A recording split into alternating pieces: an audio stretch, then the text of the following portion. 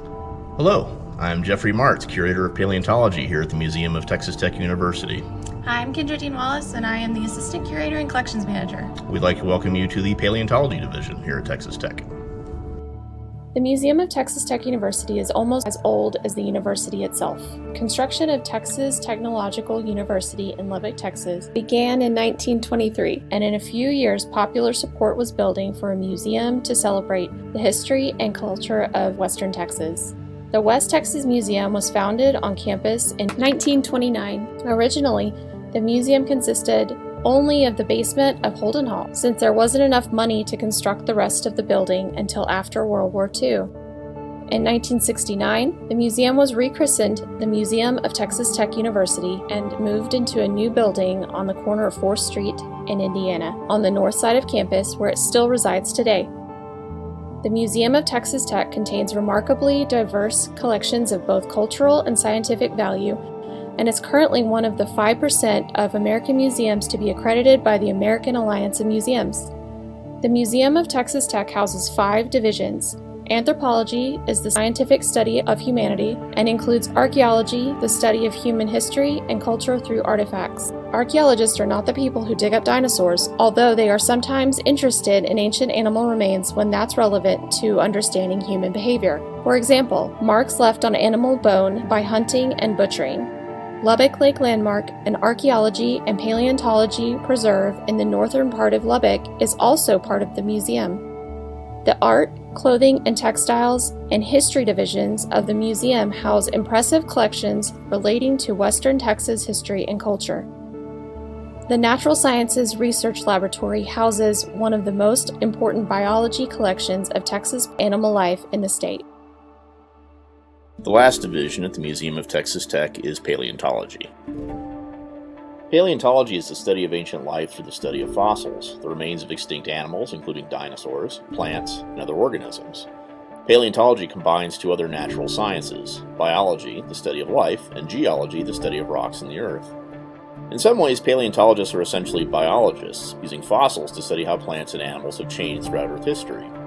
We use the study of modern organisms to understand the anatomy, evolutionary history, growth, lifestyles, and interactions of extinct organisms. However, paleontology is also often considered a branch of geology. After all, fossils are found in sedimentary rocks, and the rocks themselves can provide an enormous amount of information on the environments that ancient organisms lived in, and how those environments changed over time, including changes in climate and sea level, as well as evidence of extraordinary events such as massive volcanic eruptions and the impacts of asteroids and comets.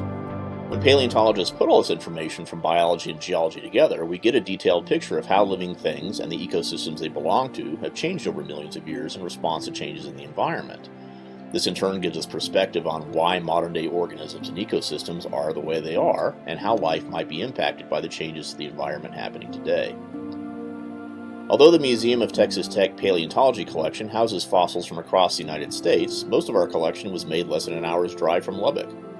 Western Texas has a rich fossil record spanning the past 250 million years. The high plains of Texas, where Lubbock is located, contain abundant fossils from the Ice Age, which began just a few million years ago. Fossils from this time include the remains of mammoths, saber-toothed cats, camels, horses, and rhinos. Lubbock Lake Landmark contains 12,000-year-old mammal fossils and archaeological artifacts of some of the oldest known humans to live in Texas, just after the last glacial period ended. To the east of Lubbock lies the Caprock Escarpment, which forms the border of the High Plains. In this hillier part of Texas, older rocks from the age of dinosaurs are exposed. Some of these rocks are lower Cretaceous in age, between about 145 and 100 million years old. For most of this time, most of Texas was underwater, and the Cretaceous rocks we have formed at the bottom of shallow seas which contained oysters, shelled squid-like animals called ammonites, and the large aquatic lizards called mosasaurs. The museum has a few fossils from these rocks, but we're hoping to find more. However, most of the paleontology collection at the museum comes from reddish rocks exposed along the edge of the Caprock Escarpment, the Dockum Group.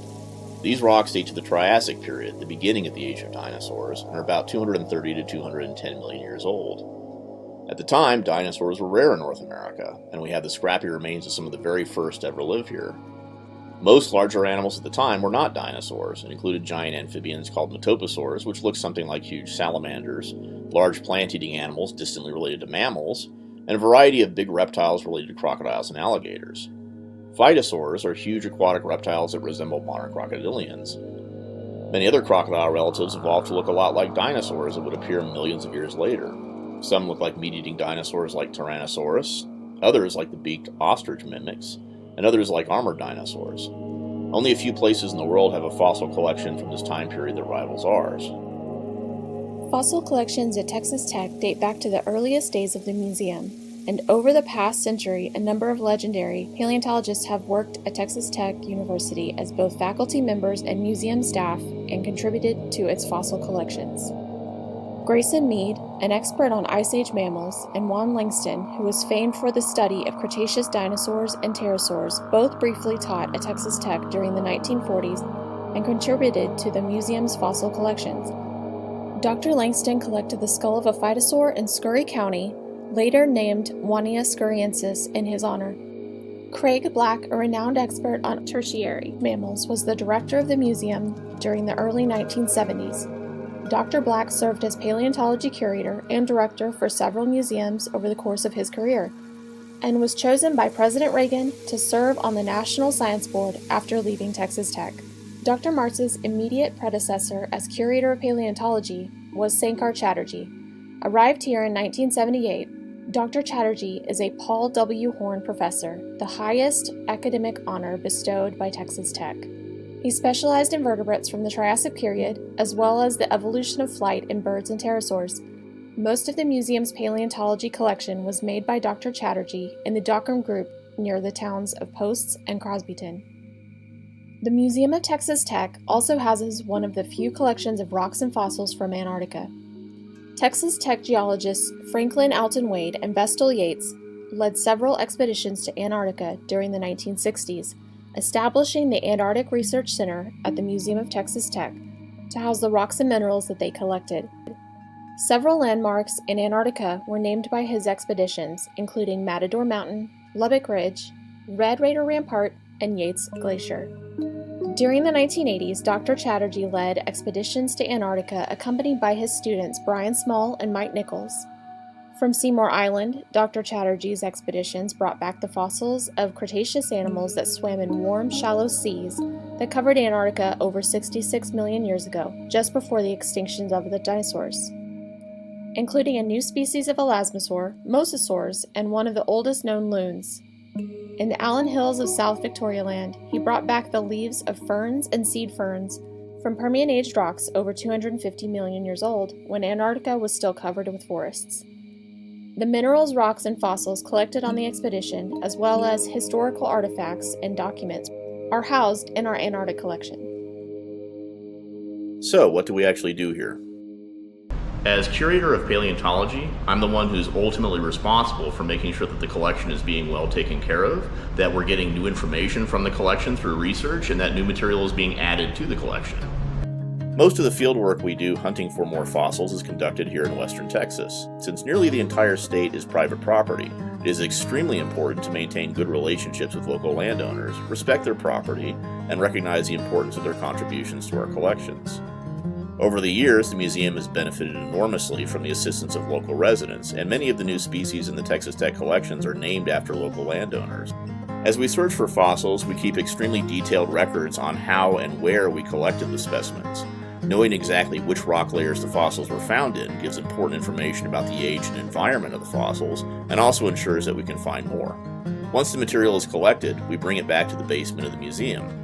The process of cleaning the fossils to stabilize them and make them available for study is called fossil preparation. I train and supervise a number of student volunteer preparators, mostly from the geoscience and museum science programs. The students and I carefully remove sediment from the fossils, use a variety of glues and consolidants, mostly plastics dissolved in acetone, to make sure that the fossils are secure. Finally, the specimens need to be stored safely. My degree is in museum science, and my job as collections manager is a bit like the librarian for specimens. I'm the caretaker for the specimens in our collection, making sure everything is well maintained. I also supervise our collection students and volunteers, and I build and wrangle our digital databases, keeping track of all of the field data and research documentation related to each one of our specimens. A fun part of my role is interpretation, which means I'm involved with the curatorial side of paleontology, helping to uncover and fill in any gaps in our collections and educating the public. One of the best things about my job is that I get to be a jack of all trades. No 2 days are the same. One day I might be researching how to gently unfold rolled hand-drawn maps, and the next day I'm carefully conserving eggshells and piecing together any broken ones. Sometimes this means preparing fossils or digging into our older collections like a detective on a case. It's such a fascinating job, and I think it's one that many people don't often realize is out there. Admission to the Museum of Texas Tech is free. In addition to A Changing World, our Paleontology Hall, check out our exhibits on Texas biodiversity, archaeology, history, art, and clothing and textiles. Follow us on Facebook and Instagram. We hope to post videos like this from time to time. If you have questions about the museum, the paleontology program, or paleontology in general, post them to our Facebook or Instagram accounts.